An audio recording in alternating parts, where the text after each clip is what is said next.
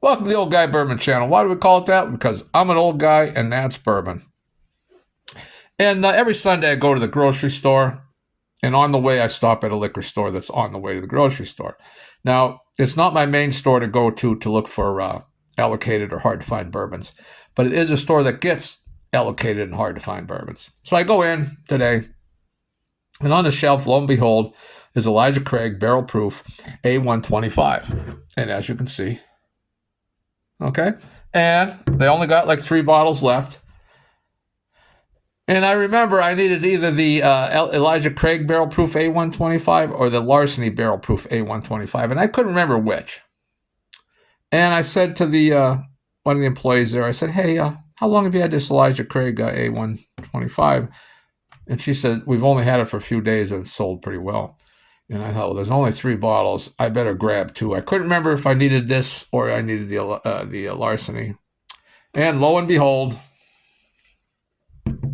boy, I got 4 bottles of Elijah Craig A125, and it's good, but it ain't that good. So I'm going to be 67 next month. Memory's not what it used to be. I got to start writing things down. Those 2 bottles there cost me $158 and some change that I could have used for other bourbons. And I'll drink this stuff, believe me. But my memory just isn't what it used to be. And if you're younger and you got a good memory, good on you. And if you think you're going to get old and you're still going to have a good memory, learn to write things down. So this was $159, 158 and some change, a mistake I made.